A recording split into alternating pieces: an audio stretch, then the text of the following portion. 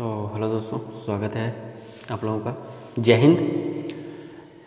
थोड़ा सा video recording हो रही थी, लेकिन माइक नहीं लगने की वजह से आवाज़ में क्लैरिटी नहीं आ रही थी। ठीक था, लेकिन कुछ ज़्यादा फ्रिक्वेंसी ओवरलैप नहीं हो रहा था। तो इसको हम फिर से देखते हैं। IAEA international atomic energy agency, जिसका पूरा नाम है, इसका मेन काम है मतलब जो परमाणु ऊर्जा है उसका शांतिपूर्वक उपयोग किया जाए। ठीक है, जैसे कि अगर एक नॉर्मल एग्जांपल लिया जाए, चाकू है, सभी लोगों के घर में उपलब्ध होता होगा, तो उसका काम क्या होता है? सब्जी काटना। लेकिन हम उसका प्रयोग अहिंसापूर्वक करते हैं तो क्या होता है कि वो गला काटने के लिए काम में आ जाता है। तो इसी प्रकार एक परमाणु ऊर्जा भी है।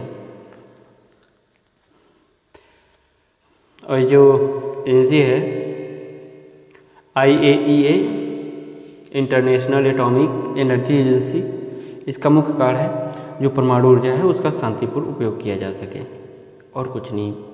जैसे कि कुछ कंट्री हैं, जैसे पाकिस्तान को ले लो, उसे क्या किया जाए, यूरेनियम थोरियम अगर दिया जाता है तो क्या करता है, आतंकवाद को चीज़ें उपलब्ध कराता है। और जब वो चीज़ें आतंकवाद को उपलब्ध कराता है तो उससे क्या होता है, अशांति बढ़ती है।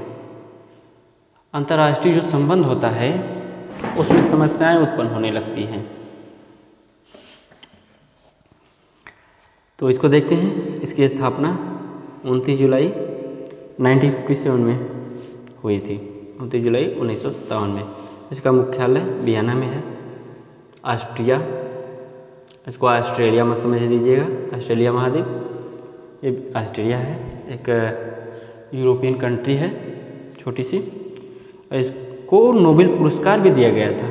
कब दिया गया था? 2005 में, इस कार्य के लिए। और एक चीज़ और इसमें महत्वपूर्ण है जानने के लायक कि जो बिजली बनाने का जो तरीका होता है और जो परमाणु बम बनाने का तरीका होता है, दोनों में टेक्नोलॉजी जो प्रयोग होती है वो सेम होती है। ठीक है, परमाणु सामग्री और परमाणु के तकनीक के दुरुपयोग को रोकना था। ठीक सर, आगे देखते हैं। IAEA भी जिस क्या है मतलब, तो इसको पूर्ण रूप से जब इसका पूरा नाम लिया जाता है तो IAEA मतलब वाटर अवेलेबिलिटी इन्हेंसमेंट प्रोग्राम, पानी की उपलब्धता एवं राष्ट्रीय जल संसाधनों की उपलब्धता को सुनिश्चित करना है। ठीक है, और दूसरी चीज़ जो IAEA है, ये UN से पूर्ण रूप से स्वतंत्र होती है। किससे? United nation. ठीक है, सिक्योरिटी काउंसिल से ये पूर्ण रूप से क्या होती है, फ्री होती है। लेकिन कभी कभी ऐसी स्थिति आ जाती है तो उसे परमाणु सुरक्षा संबंधित रिपोर्ट क्या कराने पड़ते हैं, उपलब्ध कराने पड़ते हैं। किसको? UN को। ठीक है, आगे हम देखते हैं। मतलब जैसा कि किसी चीज़ पर अगर परमाणु बम का प्रयोग किया जाता है, मतलब किसी देश पर परमाणु बम का प्रयोग किया जाता है तो उससे बहुत ज़्यादा तबाही होने लगती है। अगर किसी एक देश के पास बम है, अगर वह बम किसी अदर देश में प्रयोग किया गया, जैसा कि 1945 में अमेरिका ने जापान के हिरोशिमा और नागासाकी पर परमाणु बम का प्रयोग किया था। ठीक है, तो उसको काउंटर करने के लिए कुछ समय बाद रसिया ने भी क्या किया, परमाणु बम का आविष्कार कर लिया। और उसके बाद फ्रांस, ब्रिटेन, जर्मनी, चाइना, उसके बाद भारत, पाकिस्तान, उत्तर कोरिया, धीरे धीरे सबके पास। इसमें से जो पाकिस्तान को लिया जाए, पाकिस्तान, उत्तर कोरिया, इसमें जो पाकिस्तान है उसको टेक्नोलॉजी चाइना ने दिया था और चाइना की मदद से उसने परमाणु बम बनाया था। देखिए, पाकिस्तान कुछ में हम लोगों का टक्कर देगा ना, लेकिन हथियार के मामले में ज़रूर टक्कर देगा।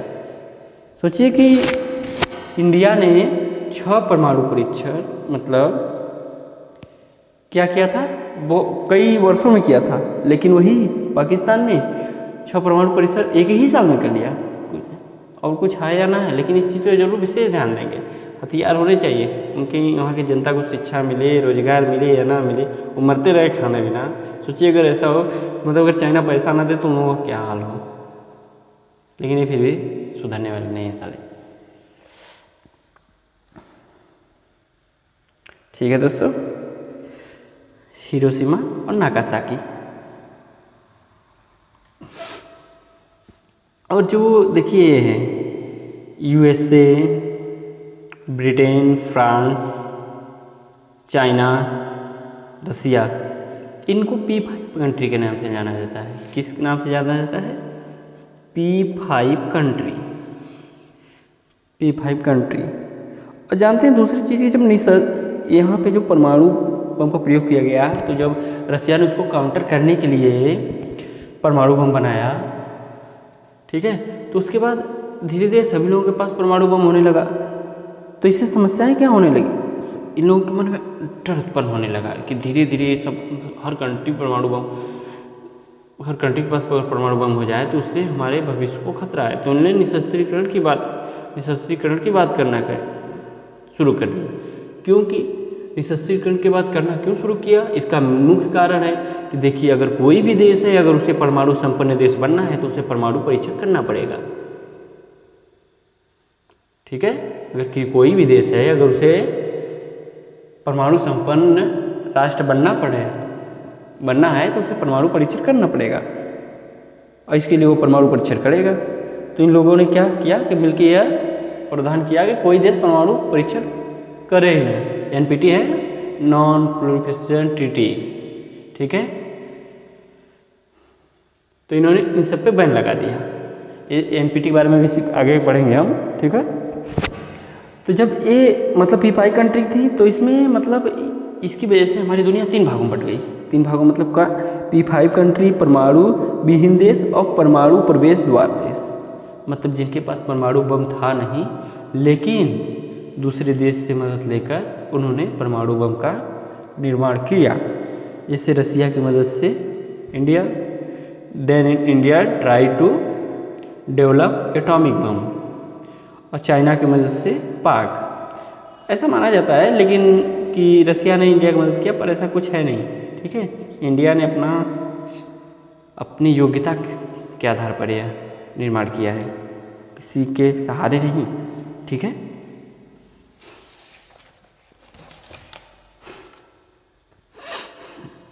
जिसके कारण P5 कंट्री की मतलब जो वो 5 देश थे उनको समस्या आने लगी। समस्या का समाधान करने के लिए एक संधि लेकर आए, जिससे क्या कहा जाता है? NPT, nuclear non proliferation treaty. इसे शॉर्टकट भी पढ़ सकते हैं, न्यूक्लियर प्रोलिफरेशन ट्रीटी। ठीक है, परमाणु प्रसार संधि। ठीक है, यह कब आया? 1974 के बाद 1975 में, जब भारत ने पोखरण में अपना परमाणु परीक्षण किया, जिसका नाम था स्माइलिंग बुद्धा। क्या नाम था? स्माइलिंग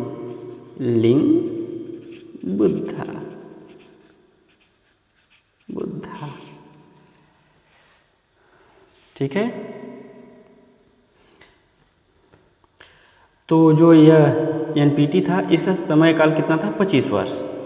और यह मतलब 1995 में यह कंप्लीट होता है। उसके बाद जो ये NPT होता है, पहले शुरू में जब ये बना था ना, तो इसका समय काल 25 साल रखा गया था, लेकिन यह 1995 के बाद से इसको असीमित काल के लिए बढ़ा दिया गया।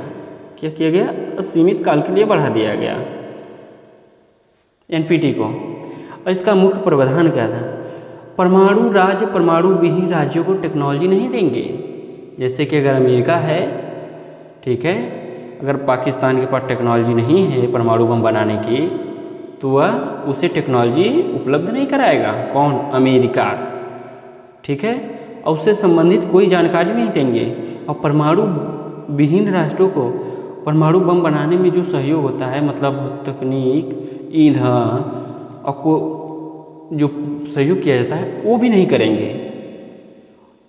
और जो एनपीटी और भारत के लिए प्रावधान है, देखिए एनपीटी और भारत जो है, ठीक है, तो भारत का सीधा सा अर्थ है कि जब, शायद डेट क्लियर नहीं है, आप लोग देख लीजिएगा, 1900 मतलब 64 में, 1964 में जब चीन ने बिना बताए भारत के ऊपर आक्रमण कर दिया, ठीक है, तो इसलिए भारत के पास परमाणु बम या परमाणु हथियार होने आवश्यक हैं। और दूसरा भेदभाव ये बताता है भारत कि जो 5 कंट्री हैं, इनका मानना है कि टेक्नोलॉजी सिर्फ ही 5 देश के पास ही रहे, किसी और के पास नहीं, क्योंकि इन लोगों को लगता है ऐसे है जैसे ना कि यही बना सकते हैं परमाणु बम और कोई देश बना नहीं सकता है। देखिए ना, 1974 में इंडिया ने बना दिया, फिर उत्तरी कोरिया ने बना दिया, चाइना बना ही लिया, वैसे धीरे धीरे बहुत से देश बना लेंगे। लेकिन इन लोगों को क्या, इन लोगों को एक घमंड आ गया है कि हम बना लिए तो कोई नहीं बना पाएगा, गधे हैं, ठीक है। तो एनपीटी के आधार पे मतलब इसके बाद देखा जाता है, तो जो इसके बाद क्या होता है कि जब ये 5 कंट्री हो गई तो परमाणु जो दुनिया है फिर 2 भागों में बढ़ जाती है, परमाणु राज्य और परमाणु विहीन राज्य। इसके पहले आप लोग जान चुके हैं।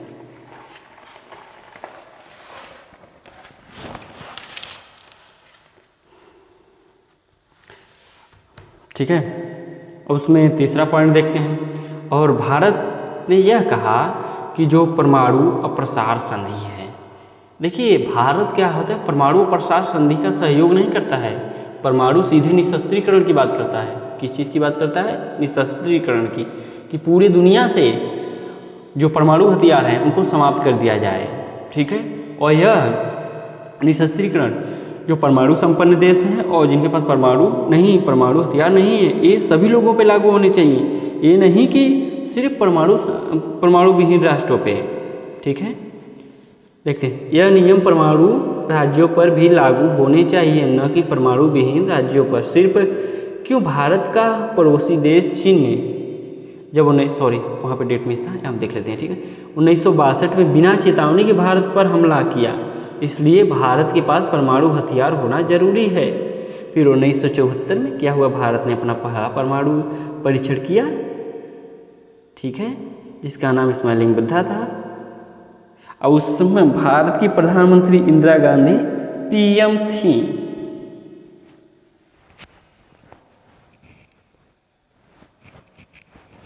देखिए, पर आप लोगों को कुछ एक चीज़ बताते हैं कि जो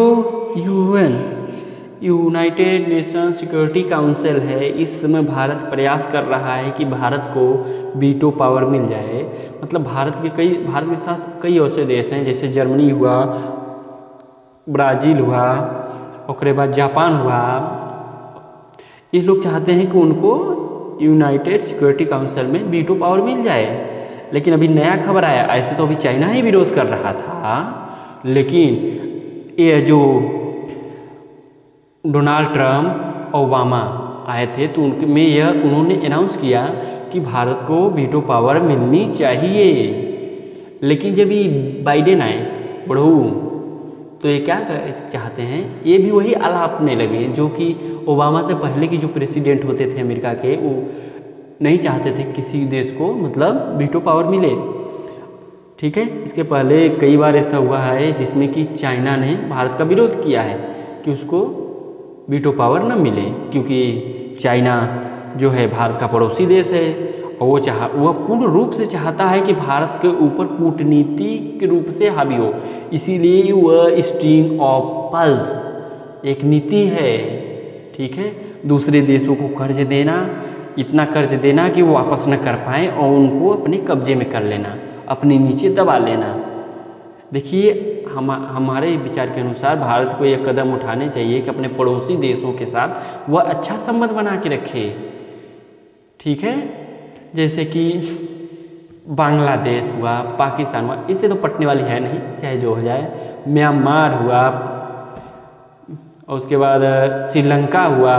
वो क्या है, श्रीलंका का एक कोई बंदरगाह है ना, हम्बनटोटा, उसको चीन ने 99 साल के लिए लीज पे ले लिया है और वहाँ पे वो अपना सैनिकरण कर भी रहा है, तो इन सब चीज़ों को ध्यान में देना चाहिए भारत के प्रधानमंत्री जी को कि वह अपने पड़ोसी देशों से थोड़ा संबंध अच्छे रखें।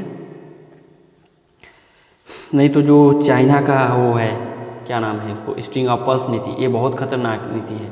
वो भारत को चारों तरफ से घेरना चाहता है, इसलिए वो छोटे छोटे राज्यों को कर्ज देता है, कर्ज देने के बाद उन्हें अपने की कोशिश करता है। ठीक है। 1974 में भारत ने अपना पहला परमाणु परीक्षण किया, जिसका नाम इस्माइल बुद्धा था पोखरण में। उसमें प्रधानमंत्री थी इंदिरा गांधी। ठीक है। नोट एनपीटी की जिम्मेदारी, जो एनपीटी है, नॉन प्रोलिफरेशन ट्रीटी, ये किसके अंडर में आता है? IAEA, क्योंकि इसके पहले हम बताए ना कि परमाणु हथियारों का प्रयोग शांतिपूर्वक किया जाना चाहिए। ठीक है। ऐसा नहीं कि कोई बिजली बनाने के लिए यूरेनियम थोरियम ले जाए और उसको क्या करे, परमाणु बम बना दे। परमाणु बम बना के याद तेरी की, अब तो हम हो गए।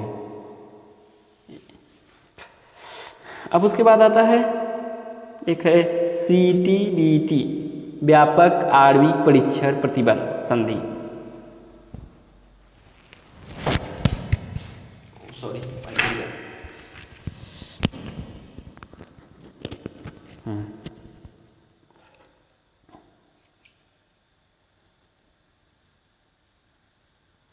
जैसा कि इसके पहले हम बताए हैं कि अगर कोई भी देश परमाणु संपन्न देश बनना चाहता है तो उसे परमाणु परीक्षण करना पड़ेगा।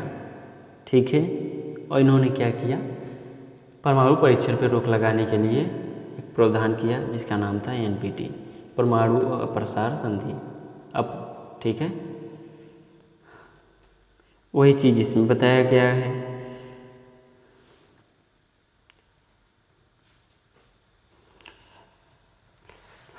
इसको देख लीजिएगा, नहीं तो फिर किसी भी टॉपिक में क्लियर हो जाएगा। अभी इसका हो सकता है एक पार्ट और आए, मतलब इसको होने के बाद।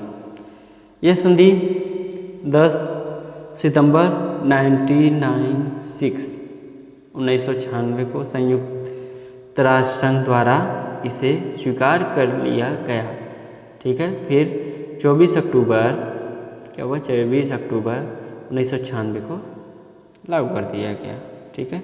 और CTBT और India, the India test second atomic bomb in 19, देखिए जब उसके बाद क्या हुआ ना कि 1998 में दूसरे देश जो थे परमाणु संपन्न रहा, भारत के ऊपर प्रेशर बनाना शुरू कर दिए। तो भारत ने क्या किया, 1998 में फिर अपना सेकेंड एटॉमिक परमाणु परीक्षण कर दिया। कह दिया सीधे कि ये देखो प्रेशर ना बनाओ हमारे ऊपर। ठीक है।